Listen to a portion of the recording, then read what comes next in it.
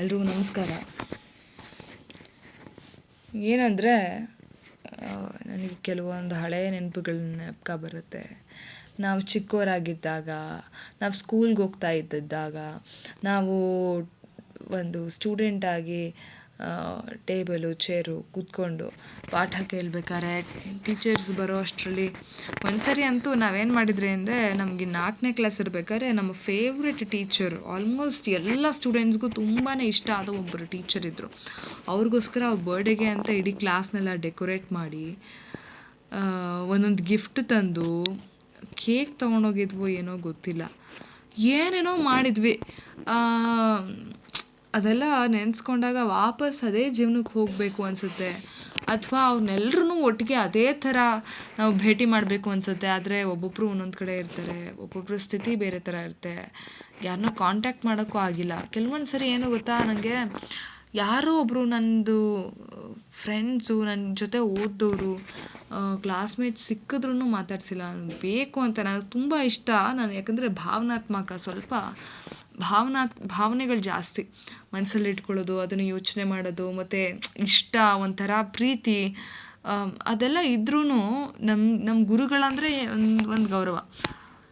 ಆದರೆ ಏನೂ ಮಾಡಿಲ್ಲ ನಾನು ಜೀವನದಲ್ಲಿ. ಏನಂತ ಹೋಗಿ ಮಾತಾಡಿಸ್ಲಿ, ಏನಂತ ಹೇಳಿ, ನೀನೇನು ಓದ್ತಾ ಇದೆಯಾ ಅಂದರೆ, ನೀನೇನು ಮಾಡಿದ್ಯಾ ಅಂದರೆ, ಆ ಥರ ಯೋಚನೆ ಮಾಡಿಕೊಂಡು ಮತ್ತೆ ಅವ್ರು ಸಿಗ್ತಾರೋ ಇಲ್ವೋ ಅಂತ ಗೊತ್ತಿಲ್ಲ. ಬಟ್ ಈ ಜಾಗ ಅಲ್ವಾ, ಇಲ್ಲಿ ಮತ್ತೆ ಇನ್ನೊಂದು ಸರಿ ಮೀಟ್ ಮಾಡೋಣ, ಬೇಕಾದ್ರೆ ಹುಡ್ಕೊಂಡು ಕೇಳ್ಕೊಂಡು ಹೋಗೋಣ, ನಾನು ಏನೋ ಒಂದು ಮಾಡ್ತೀನಿ, ಆ ಥರ ಯೋಚನೆ ಮಾಡಿಕೊಂಡು ಎಷ್ಟೊಂದು ಜನರನ್ನ ನಿಜವಾಗ್ಲೂ ಸಿಕ್ಕಿದ್ರೂ ಮಾತಾಡಿಸಿಲ್ಲ.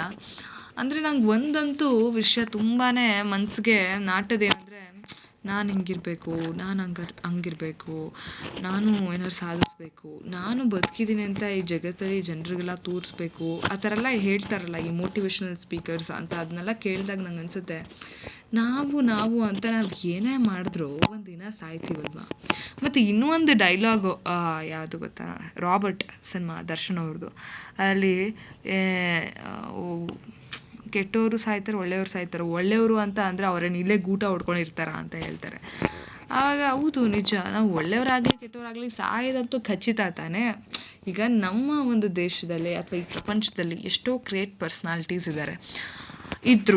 ಅವರು ಫೇಮ್ ಅಂದರೆ ಅವರು ಸತ್ತ ನಂತರನೂ ಅವ್ರನ್ನ ಇವತ್ತಿಗೂ ಸ್ಮರಿಸ್ತಾರೆ. ಬಿಕಾಸ್ ಅವ್ರು ಮಾಡಿರೋ ಕೆಲಸಗಳು, ಒಂದು ಕ್ರಾಂತಿಕಾರಿಯಾಗಿ ಅವರು ತಗೊಂಡಂತಹ ಕೆಲವೊಂದು ಹೆಜ್ಜೆಗಳು, ನಿರ್ಧಾರಗಳು, ಸಮಾಜಕ್ಕೆ ಕೊಟ್ಟಿರೋ ಕೊಡುಗೆಗಳಿಂದ ಅವ್ರನ್ನ ನಾವು ನೆನೆಸ್ಕೊಳ್ತೀವಿ. ಆದರೆ ಒಟ್ಟಿನಲ್ಲಂತೂ ಅವರಿಲ್ಲ ಅಲ್ವಾ. ಅಂದರೆ ನಾನು ಹೇಳ್ತಾ ಇರೋದು, ಅವರು ಕೆಲಸಗಳಿವೆ, ಐ ಆಮ್ ನಾಟ್ ಡಿಸ್ರೆಸ್ಪೆಕ್ಟಿಂಗ್, ಇಲ್ಲಿ ಯಾರಿಗೂ ನಾನು ಅಗೌರವಾಗ ತೋರ್ಸೋಕ್ಕೆ ಮಾತಾಡ್ತಾ ಇಲ್ಲ. ಬಟ್ ಏನಂದರೆ, ನಾವು ಏನೇ ಆದರೂ ಒಂದಿನ ನಮಗೂ ಸಾವು ಅನ್ನೋದಿರುತ್ತೆ. ಈಗ ನನಗೊಂದು ಹೆಸರು ಕೊಟ್ಟಿರ್ಬೋದು, ಇಲ್ಲಿ ಎಷ್ಟೋ ವಸ್ತುಗಳಿಗೂ ಒಂದು ಹೆಸರು ಇರುತ್ತೆ. ಸೊ ಪ್ರತಿಯೊಂದು ವಸ್ತುಗೂ ಒಂದು ಹೆಸರು ಕೊಡೋ ಹಾಗೆ ನಮಗೂ ಒಂದು ಹೆಸರು ಕೊಟ್ಟಿದ್ದಾರೆ. ನಾವು ಯಾರು ಅಂತ ನಮಗೆ ಗೊತ್ತಿಲ್ಲ. ನಾವು ಹಿಂದಿನ ಜನ್ಮದಲ್ಲಿ ಏನಾಗಿದ್ವಿ, ಮುಂದೆ ಏನಾಗ್ತೀವಿ, ಸತ್ತ ನಂತರ ನಮ್ಮ ಜೀವನ ಏನು ಅಂತ ಗೊತ್ತಿಲ್ಲ. ತಾಯಿ ಹೊಟ್ಟೆಯಿಂದ ನಾವು, ತಾಯಿ ಗರ್ಭದಿಂದ ನಾವೇನೋ ಭೂಮಿಗೆ ಬಂದ್ವಿ. ಆದರೆ ಮಣ್ಣಿಗೆ ಹಾಕಿದ್ಮೇಲೆ ನಮ್ಮ ಗತಿ ಏನು? ಈಗ ಈ ಜೀವ ಇದೆ, ಜೀವಕ್ಕೆ ಒಂದು ಆತ್ಮ ಇದೆ ಅಂತ ನಾವು ನಂಬ್ತೀವಿ. ಆ ಆತ್ಮ ಏನಾಗುತ್ತೆ? ಈ ಥರ ಸಾಕಷ್ಟು ಪ್ರಶ್ನೆಗಳನ್ನ ಯೋಚನೆ ಮಾಡಿದ್ರೆ we don't know what we are. ನಾವು ಏನು ಅಂತ ನಮಗೆ ಗೊತ್ತಿಲ್ಲ. ಆದರೂ ನಾವೇನು ಗೊತ್ತಾ, ನಮ್ಮದು ನಾವು. ಆಮೇಲೆ ಈ ಕೆಲವ್ರು ಇರ್ತಾರೆ, ಅವ್ರದ್ದು ಏನು ಬುದ್ಧಿ ಅಂದರೆ, ಅವ್ರಿಗಿಂತ ವೀಕ್ ಯಾರು ಇರ್ತಾರೆ ಅವ್ರ ಮೇಲೆ ಒಂದು ಹಿಡಿತ ಸಾಧಿಸ್ಬೇಕು, ಅವ್ರಿಗೇನಾದ್ರು ಅನ್ನಬೇಕು, ಕಿರ್ಚಬೇಕು, ಅವರಲ್ಲಿರೋ ಒಂದು ಕೆಟ್ಟ ಮುಖ ಇರುತ್ತೆ. ಅಂದರೆ ಅವರಲ್ಲೂ ಒಳ್ಳೆತನ ಇದು ಅದು ಎಲ್ಲ ಇರುತ್ತೆ. ಅವ್ರ ಜೊತೆ ಕಿರ್ಚಬೇಕು, ನಾನು ಡಾಮಿನೆನ್ಸ್ ತೋರಿಸ್ಬೇಕು, ನಾನು ಹೀಗೆ ಅಂತ ಅನ್ಬೇಕು, ಹಾಗೆ ಅನ್ಬೇಕು. ಅದನ್ನು ಯಾರ ಮೇಲೆ ತೋರಿಸ್ತಾರೆ ಅಂದರೆ, ಅವ್ರ ಜೀವನದಲ್ಲಿ ಯಾರು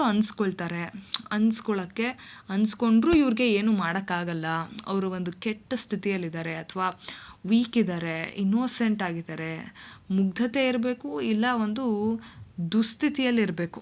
ಅಂಥವ್ರಿಗೆ ಏನಂದ್ರೂ ಏನೂ ಆಗಲ್ಲ, ಇವ್ರ ಕೆಳಗಡೆ ಇರಬೇಕು, ಅಥವಾ ಇವರಿಂದ ಅವ್ರು ಬದುಕ್ತಾ ಇರಬೇಕು. ಅಂಥವ್ರ ಮೇಲೆ ಅವರು ಒಂದು ಪ್ರಬಲವಾದ ಒಂದು ದುರ್ನಡವಳಿಕೆನ ತೋರಿಸ್ತಾ ಇರ್ತಾರೆ ಅವಾಗವಾಗ.